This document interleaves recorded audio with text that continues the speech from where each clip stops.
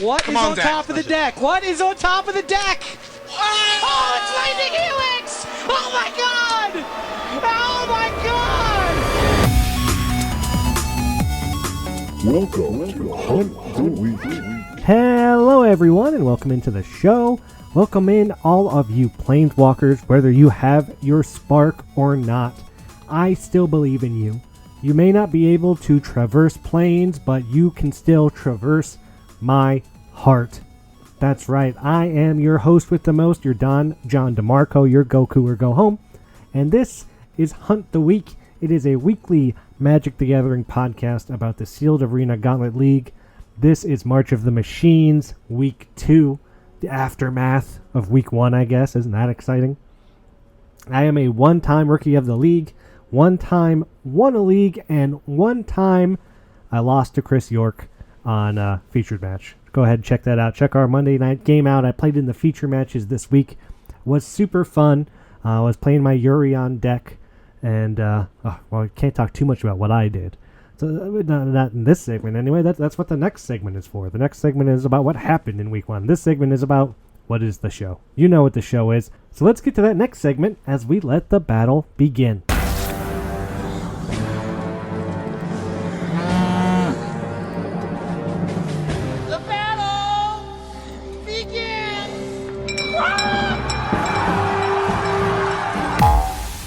As I record, it is 4:12 p.m. on Wednesday. Wednesday, right? It's a day early.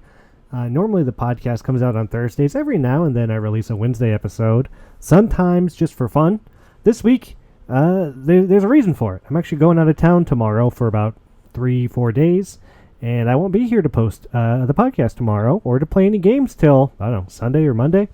So it's got to be a day early, or it doesn't happen at all. So we're going a little day early. I apologize for the inconvenience, but also it's free content. Just absorb it, watch it, listen to it, do what you do, and enjoy.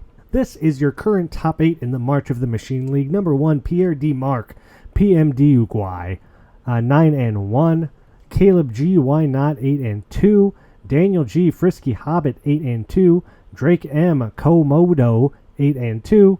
Lot P. Lot, 8-2. Miranda L. Black Canary, 8-2. Adam S. Wisma, 8-2. And Noah B. Cisco, 7-1. A big shout out to the ladies of the league. We're talking Miranda, we're talking Lot. At least these two, because they both went 5-0. Both put themselves in top 8. Congratulations. Nice little run. Other 5-0ers this week. We got Daniel G. We got Adam S. And we got Evan C. Peas of Crab. Whoever put this thing in so that it just highlights in green the people that had a 5-0 week.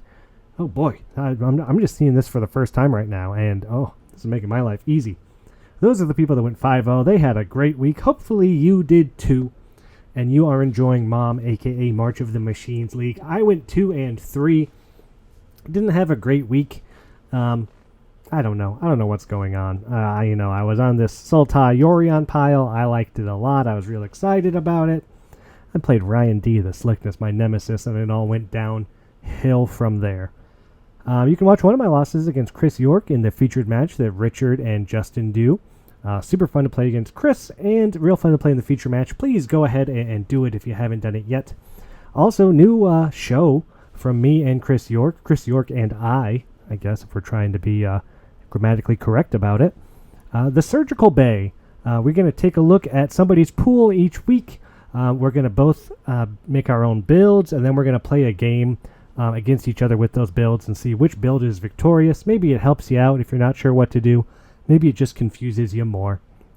I don't know, but it's something we're trying, and there were some hiccups in the recording of it, but we're going to try to iron those out as time goes.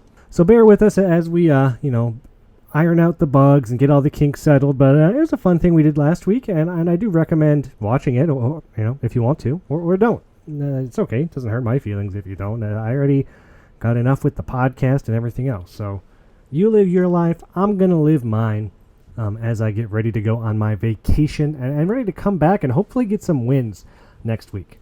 I'm loving this league. March of Machines, super fun. I think this is a great one. An all-timer. I think this is going to be up there with Plane Chase, with Brawl. This is a real fun one. I think they cracked it. They cracked the code. And let's take a look at what packs are starting to go away and talk about maybe what packs will be taken next week, because next week is very interesting when it comes to packs. Last week, of course, it was War of the Spark and Ikoria, 29 packs of War, 20 packs of Ikoria. This week, 32 packs of Strixhaven, more than War, 24 packs of Dominaria United. One of those two sets is going to make the Mega Draft looking like Strix as I record, but it's Wednesday. We got time. Strixhaven and Dominaria United. Grab them while you can because they will be gone after this week. And what's looking up next? Eldraine, 7 packs. SNC, 6 packs. 1, 5. Ravnica Allegiance, 3. Bro, 3. Vow, 2. Dom, 1. Currently 193 mom packs. 140 non-mom packs. And this is what I'm dealing with. I went 2 and 3. I'm currently 5 and 5. So I've opened 5 packs, and you know what? Those are all mom packs that I've opened. So next week is my first week to look at what set I want, right? What set I want to grab, and I'll tell you right now, I don't really know what set I want. I've been saying for, a couple weeks now, I think it's crazy that Bro's not being taken like it is, but I've also rolled a couple Bro packs in the bot lab, and frankly, not super impressed by it. I like SNC a lot. SNC's got really good fixing and really strong color pairs.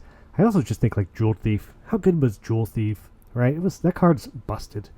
Then you got that the Angelic Overseer that draws a card. Oh, what a good blink target for Yorion. I don't know. I don't know if I want SNC, if I want Bro. Maybe I change my mind and just want something different altogether.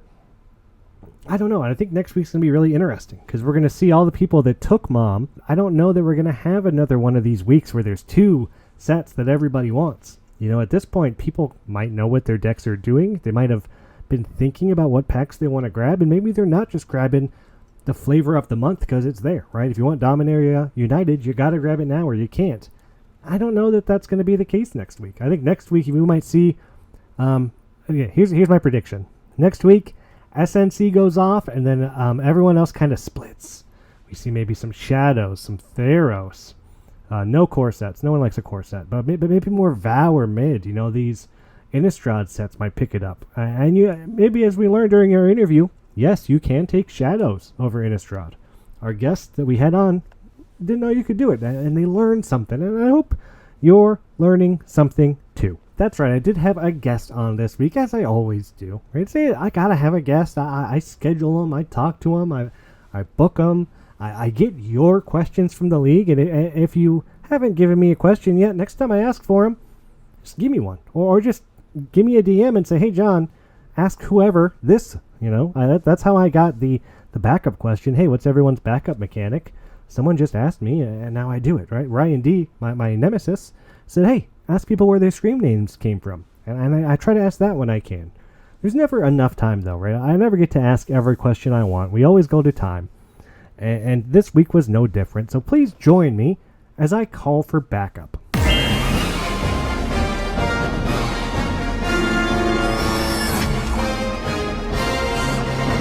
You called for backup. This week, I called for backup with Michael M., a.k.a. Adam Bomb.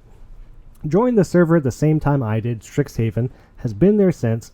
Mr. Positive. I talk to Michael just randomly, kind of, in the channels as we do, and man, what a joy he's always been to talk to. In fact, we were just chatting on Sunday, and I was having such a good time. I said, have you been on the podcast yet? He's like, no, I want to come on. He's like, dude, let's get you on. If I'm enjoying talking to you outside of a podcast setting, getting you on the pod is a dream of mine.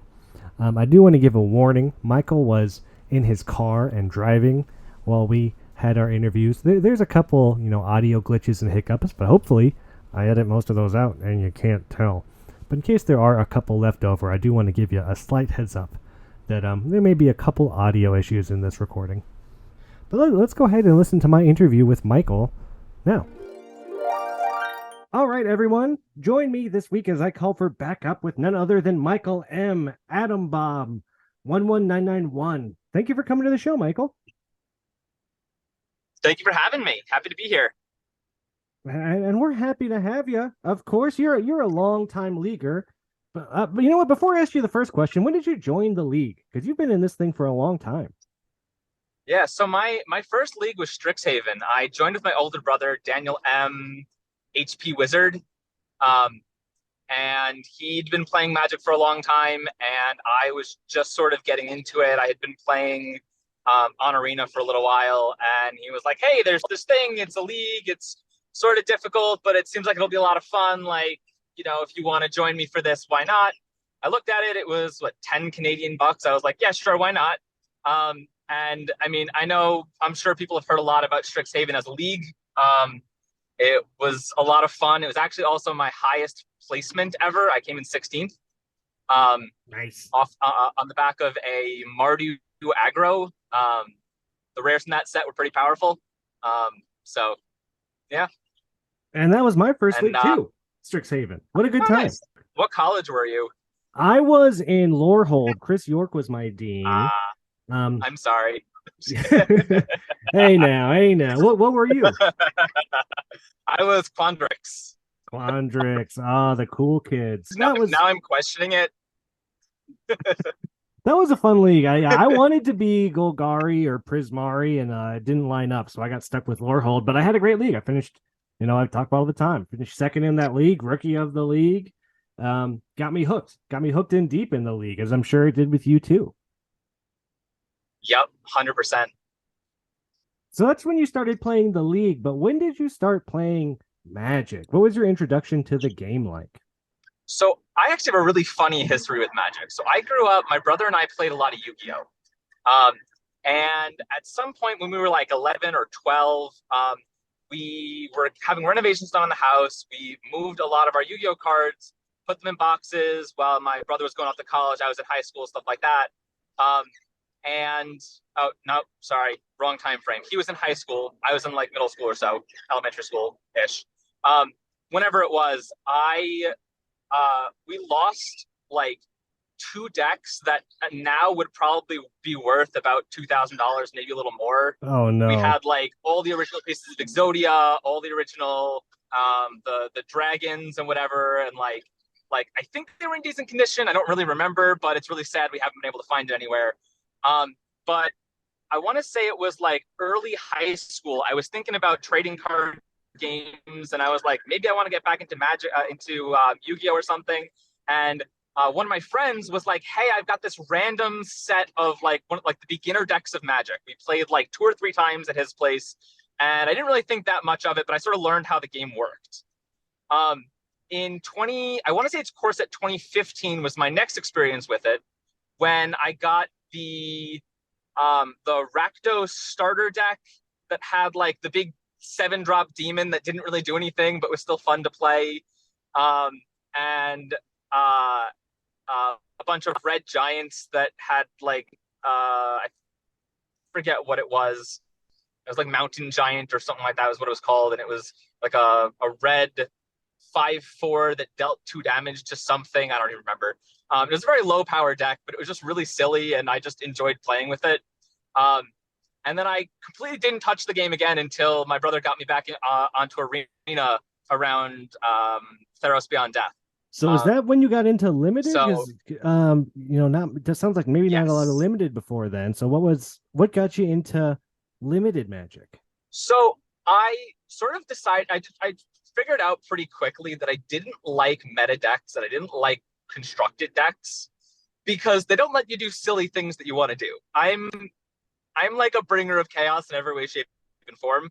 So what I really like is, all the weird, crazy rules interactions and weird things you can do. And all of the constructed formats are like, I have a counter for you, you can't do that. Or like, I'm playing an aggro deck, you're already dead. And I'd rather be sitting there with the Simic Ascendancy, putting counters on my stuff and smirking to myself as the counters slowly get towards 20. You're a man who loves a little bit of jank then, huh? You like a little... 100%. Was Theros your first draft set, or is there like an early draft set that you got you into it that you're like, yes, I love that set, and that's what really got me into limited Magic? So Theros was my first set that I drafted, but my favorite draft set on Arena for a long time, and I guess a long time isn't really that long because I didn't start playing that long ago, was Strixhaven. My first in-person draft ever, I first picked a Cody. So like, Oh, I that's mean, fun. what else could you need? I went 0-3 because it did not work at all. But you know what? I had fun, and that's what matters. That's what it's all about, right? Having a good time, and that's one of my favorite parts about limited too. Is how finding the synergy, right? Finding the weirdness that I can make happen that maybe other people don't want to try. But hey, I'm gonna give it a Yep. shot. I'm gonna see how many Hedron archives I can get. And maybe I'll get 4 and like try to make it happen. You never know. Yep. And so from there, you play Magic, you get into the league, Strixhaven time. You've been in here for a while, and here we are in Mom, March of the Machines. We do got to talk a little bit about Mom, although I know you don't really want to, because it's No, not going I don't great. mind talking about it. I just think it's funny. I think I'm 1-4 at the moment, something like that. Maybe 1-5 now. I've I have this curse where I don't like playing green in League. I find that it's hard to get card advantage. It's hard to get a lot of the stuff that you need other than just big creatures. And consistently in every league, I open busted rares in green and decide I have to force it anyways. Because, like in Streets of New Capenna, I had 2 copies of Titan of Industry. I think I cast it once, and my opponent stole it off the top twice with the and I had opponents steal it off the top of my deck twice with what's the there's a vampire that, like, whenever a vampire entered, you exiled the top card of your opponent's Oh library yeah, or something. Yeah. I want to say I cast Titan of Industry like once or twice during the whole league. I had 2 of them in my deck. And it was cast on me like 2 or 3 times as well. I would say that's why those cards are great, right? Because you don't need great cards in your deck. You can just steal the great cards in your opponent's deck. It's like Invasion of Amonkhet in Mom League, right? Like that card Yeah. doesn't look great, but man, I have seen that card do so much work. And it's like that card is Yeah. just bonkers. It's I mean, I've been loving Mom as a set. Like, I think that because I was sort of pushed into a weird, like, green, black, white ish deck, I was considering at one point just going red, white, dumb creatures aggro, because I don't really have, I mean, I've got a lot of good removal in black, but like I don't have the rares to support it. But in terms of limited, like other limited, I've been absolutely loving this set. Like, the battles are so much fun to play with. Um, and they make things so interesting in terms of like being able to stabilize as a control deck. Like, instead of getting in for 4 damage randomly, you can add a creature to your board, or do other stuff that, like, even though it's not, like, if you're being aggressive, it can help you win more, but it can also help you stabilize in a really interesting way that's like really fun to play with. I had a really disappointing draft the other day where I had like only bombs and a bunch of green fixing, and for some reason could never draw a bomb and a piece of fixing at the same time. But like, I don't normally love Prince sets, but I think this is one of my favorite sets that I've played. Yeah, mom So mom is great, especially coming off of 1 and all these, high power synergy, yeah, kind of like not super fun sets. Yeah, mom it's a home run battles. They announced them and everyone's like, what do they do? It's a whole new mechanic. Oh my gosh, what's it gonna be? Battles have been super yeah, fun. You can play a deck that's all about battles. You can play no battles and still have fun. yeah. There's a lot that you can do here. Are you taking mom packs? Or are you taking off plane packs in your league deck? So my first evaluation was that the smartest play is to make Mom your last 5 packs, because if you have to wait until weeks 3 or 4 to get your non-Mom packs, you're going to have worse options. Yeah. My first 3 packs were War of the Spark. I was between War of the Spark and Ikoria, because both of them were sort of higher power. I find Planeswalkers in general to be ridiculous and limited, and I'm pretty happy with the packs that I got. So far, I've been playing like Davriel and Vraska just as, like, I mean, they're not bombs, but you play out Davriel, if you can protect it, it's a 3-for-1. Yeah. You play out Vraska, it's a 2-for-1 as little Death Touchers, which are really good in this set because there's a lot of big creatures that Death Touchers kill anyways. So, I mean, I don't know if it was necessarily the right move.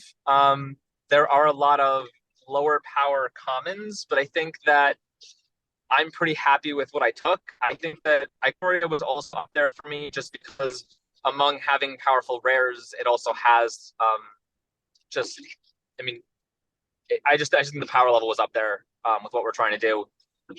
But after that, I started taking Mom because I sort of realized that the power difference between the packs that I will be getting at this point and packs I'll be getting next week or the week after probably won't be that huge. Yeah. If I had to guess, my next couple packs are going to be Mom, and when I can't take anymore, I'm probably going to swap towards Amonkhet or I don't know. There's a couple others that I've been thinking about, but I think that once you get past the top like 3 or 4, the power level is insignificant enough that taking Mom packs makes the most sense. Yes, this week we're looking at Strixhaven and Dominaria United as the 2 top picks. Right. Those 2 are going to go away. There's nothing else close to those 2. So this week it's a Strixhaven DMU. Yep. Last week, War of the Spark and Ikoria. What do you think is going to be next week? The next 2 biggest sets after DMU are Eldraine with 5 and 1 with 4. Do you think those 2 sets are going to continue next week? Or do you think next week is where we see like people really branch off and start grabbing kind of whatever? I think we're going to see a lot of branching off starting next week. I think that especially because of how much these 2 are outliers this week. And we've sort of seen this the whole time where these 4 sets pretty much were the only ones that were picked for a while. My prediction is actually Bro and Eldraine. I could maybe see 1 being picked, but pardon the pun, it's a very toxic format. A lot of the synergies don't go with other synergies. So I don't think that too many people will be branching. Into 1. I think that other ones that might get a bit more of a boost. I guess if I had to pick 1 or 2 others among that, I mean, I know that a lot of people like Amonkhet and what's the other remastered one? Was it the Shadow set? Which one? Was it Shadows or was it the other remaster? Can we pick Shadows? I don't think we can pick Shadows, can we? Oh, you can pick Shadows. Yeah, Shadows has been. We can pick Shadows? Yeah. Why have I not been picking Shadows this whole time? I don't know. Hold on. Yeah, we have 1 Shadows picked already. Whoa. I didn't realize I could do that. So I'm probably going to do that then. Because I really enjoyed the Shadow. I really, really enjoyed the Shadows set. And I'll get into that a little bit later, but it's got some of my favorite cards in it. Ooh, that's exciting. Yeah, I love Shadows. I will probably bring it into that a little bit. But I think that I think that the remastered sets would be next after. I mean, some people seem like they want 1 and then Eldraine and Bro.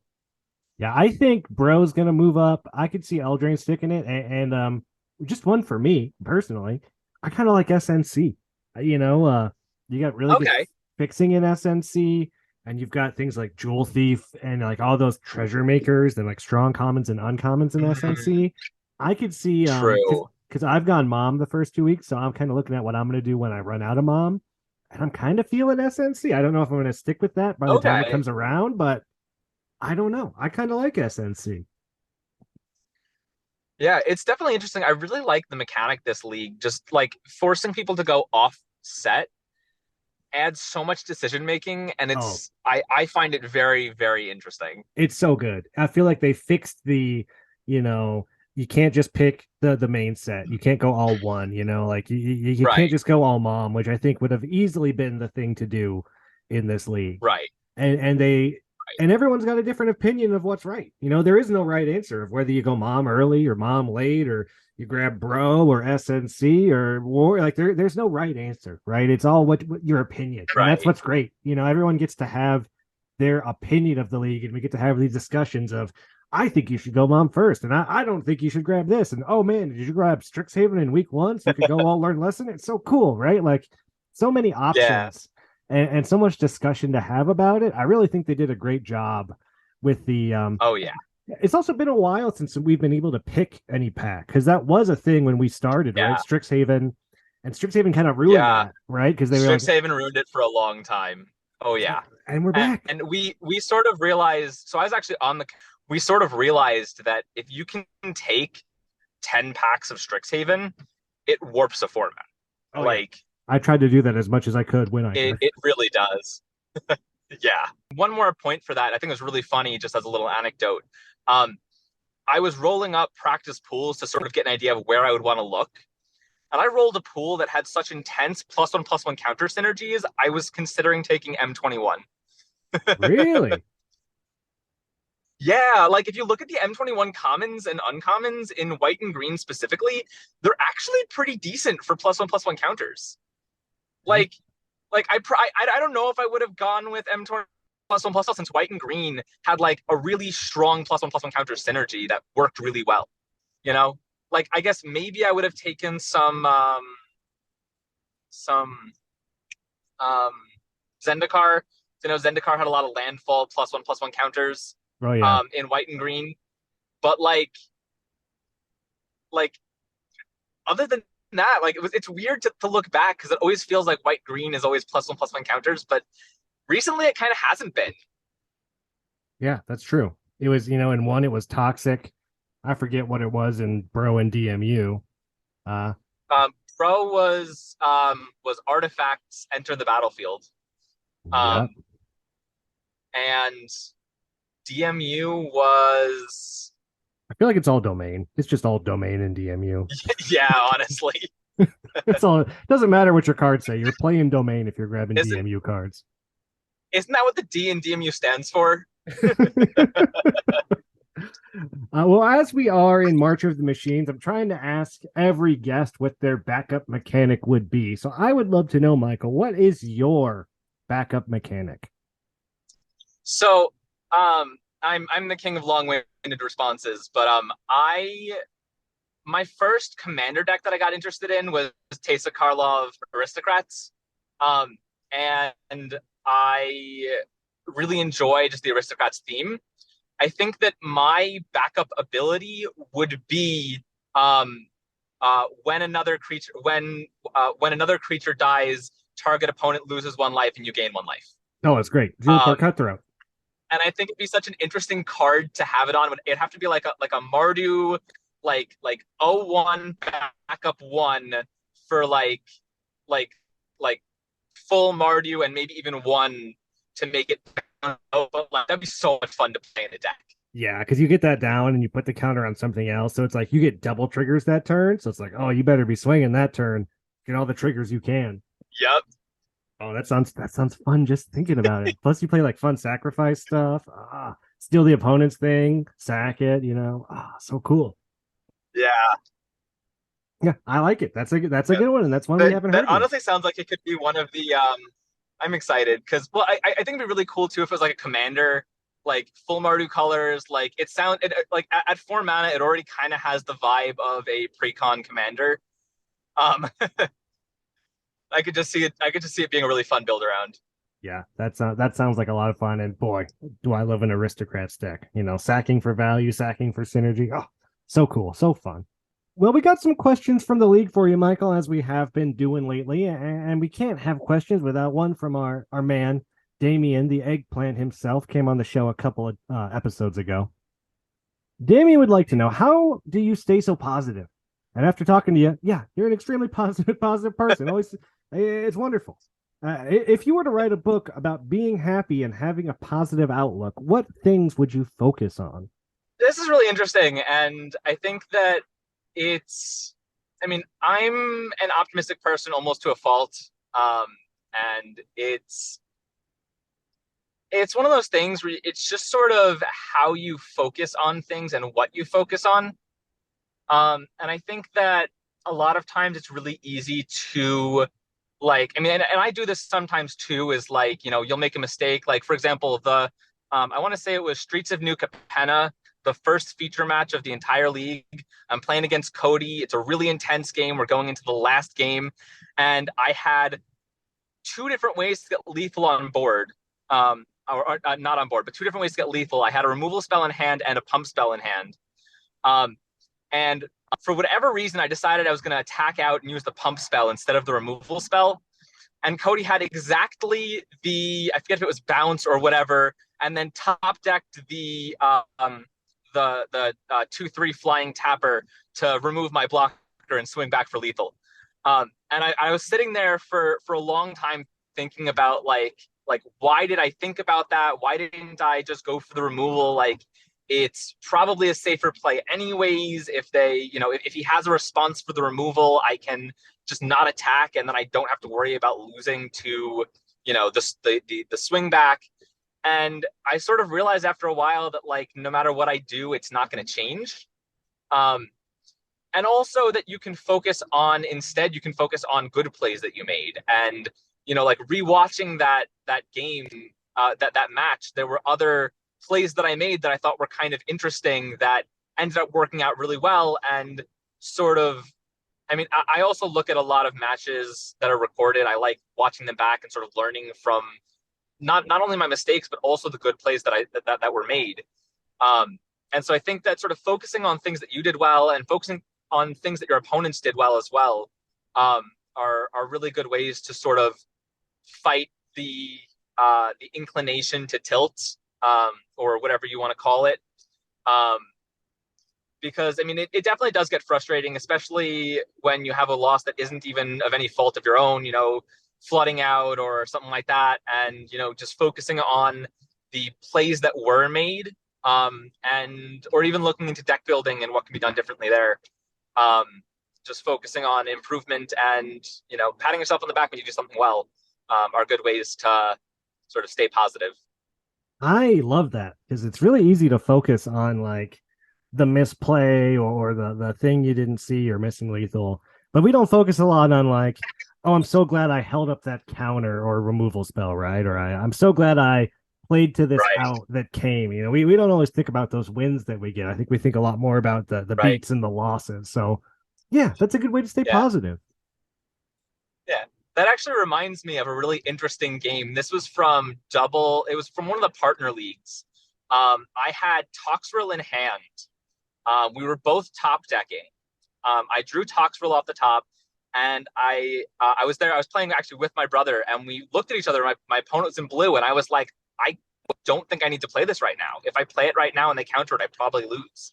And so I held it for like 4 or 5 turns until I drew another threat, played out the threat. They had the counter, and the next turn I landed Toxrill and won the game. And I was like I'm really glad we spoke about that, because I actually forgot I made that play. And like it's so interesting to think about like when you hold your bombs because you don't have to win immediately, Yeah.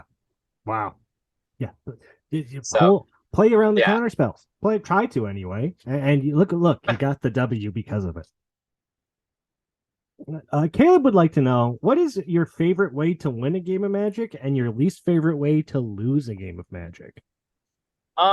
So beyond just like games that aren't close because of like mana screw or something, to mill or to toxic. I think that toxic kind of bothers me as a mechanic because there's not really a counter for it.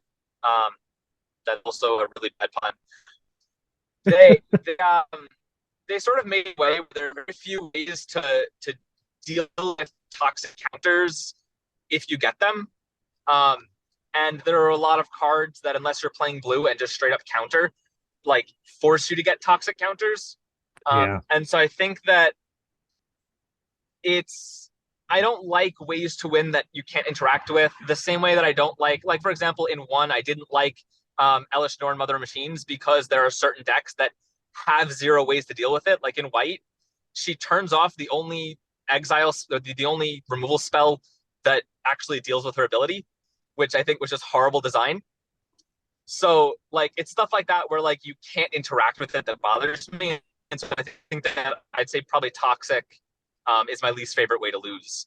And then for my favorite way to win, I've got a couple of these because I'm a sucker for alternative win conditions.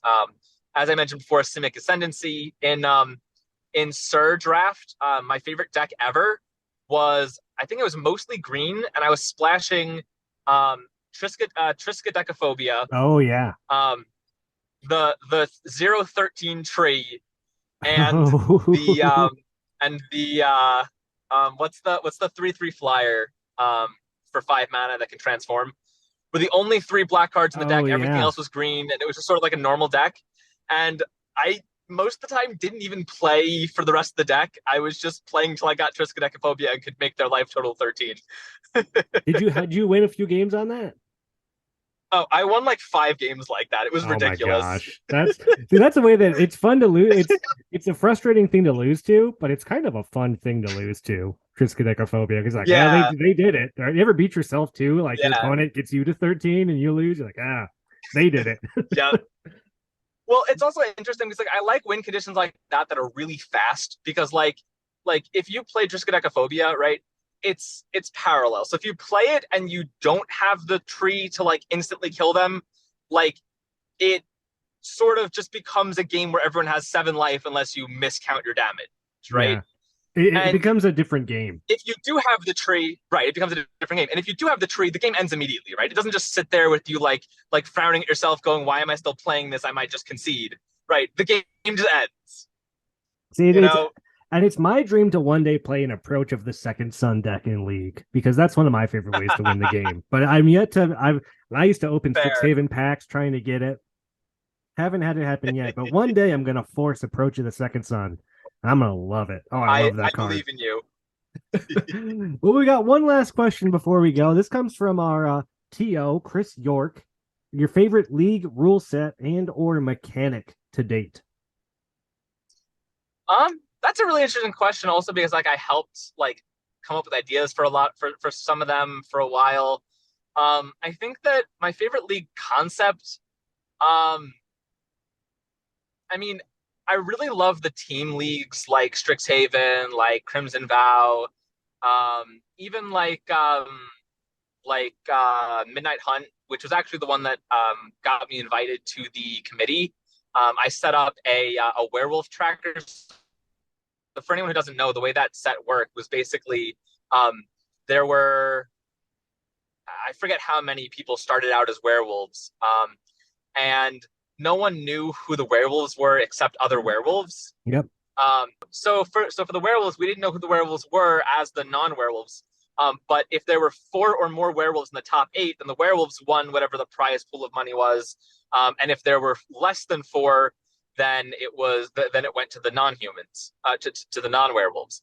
And so I set up this tracking sheet because the only information we got was how many werewolves were in the top 8. That was me. I set up the tracking sheet for that, and I had like sessions. I mean, we didn't get that much information, and so we weren't really able to figure out too many of them. But it was just really interesting meeting with people and like trying to like parse through the information we had based on what we knew to see like who could be the werewolves, like what was going on with that. And it was a lot of fun, like interacting with the community. And so like I love those kind of things that sort of breed more community interaction. And so I'm excited to see more of those in the future. And then my favorite like mechanic within a league, I don't know. I have a love-hate relationship with the leveling in AFR. I think that it sort of pushed the boundary of like adding things to the league and to league decks and like overpowering things a little. But I really enjoyed the concept of like having to like pick through things and having all of these different options and like legends you got to pick and trading cards and like all these concepts they tried out all at once. And I think it was really interesting, and it was a lot of fun at times and a little frustrating at others, but I'd say that's probably my favorite mechanic. So I was a werewolf in the Werewolf League, and I remember at some point I was going to say someone came up with this algorithm to figure out who the werewolves were, and like 3-4 weeks in, people are coming at me like, "John, you're a werewolf. I want to play you." I'm like, God, like they figured it out. You guys cracked the code. Like you really did figure out who the werewolves were. And like later on, like weeks 4, 5, 6, because you were like, yeah, you haven't played any of the people that were werewolves. I know you're a werewolf. Let's play. And then like you try to like play it off. Like, no, I'm not a werewolf. I just didn't want to play those guys. And then of course we were all werewolves, and we got destroyed that league with your fancy tracking sheet. And AFR was a fun time, man. AFR gets a lot of hate because it was so complicated, but you got to appreciate them trying new things and trying different things, right? Like AFR was it's the worst league, the worst I've done in a league, but it was also a league you had to spend a lot of time thinking about what you were going to be doing in the future. That's kind of what AFR was all about. Well, Michael, I want to thank you so much for coming on the show, for making time. I hope you pick it up in Mom League and you get a winning record. Me too. Well, I wish you luck out there, and thank you so much for coming on the show. Thank you so much for having me. I had a blast. Michael, Mr. Positive, Mr. Wonderful. Is that what I want to call this guy? I mean, so nice, so fun. Builds a good deck, but not having a great league. And I feel you there. Because you don't get to always have a good league, right? Unless your name is Jordan J. M. Tron. Most people, you have your ups and your downs. You know, your top 50s, your bottom 50s, your wins, your losses. Variance comes for all of us, you know. The dark hooded figure that is variance and entropy. It will come for you one day. Not every league can be a top 8, top 16, top 32, but you do your best to try to make it so. And I hope Michael can turn it around, because there are those leagues where you're like, yeah, I don't know, man, I'm 3-7, I'm basically done, and then boom, 10-game win streak, you're 13-7, and all of a sudden, hey, you're doing right. You're top 50 again. Maybe you're top 32. You know, never give up. Everyone can go on that streak, right? Everyone can get that 5-0. Be like Miranda, the Watcher, or Lot, P. Lot. You know, they're both past guests of the show, right? That's what I got to say. People that come on the show, they go 5-0. And Michael, I think your time is coming up soon. And I hope your time to go 5-0 is coming up soon. I hope you have a good week 3. I hope you're ready for it. I hope you watch our new Surgical Bay show on Monday or Tuesday whenever I put it out. I'm still like figuring out how to deal with all the editing and transcoding and stuff while I record, and I don't know, it's kind of a different thing for me. But you can see my face. I got a big weird beard right now, and you see Chris York's face. It's wonderful. And get in the featured matches. Get in the spaghetti drafts. Miranda's going to start doing her own cube draft soon. Look out for that. That's going to be another super fun thing that I think is going to take the place of the spaghetti drafts when that wraps up. Maybe we'll get Miranda on it and have her talk about what she has planned for her cubes. And I hope you get to keep a good 7. Because boy, does that go a long way in this format, right? There's a lot of value out there, and yeah, you can come back, but no one likes mulliganing to 6, and I hate mulliganing to 5, so I hope you get that good 7, and I hope that the shuffler is in your favor, because that thing is still broken, and one day they will fix it. They will, I promise. That's my promise to you. And we'll see you here next week for March of the Machines, Week 3. Bye, everybody.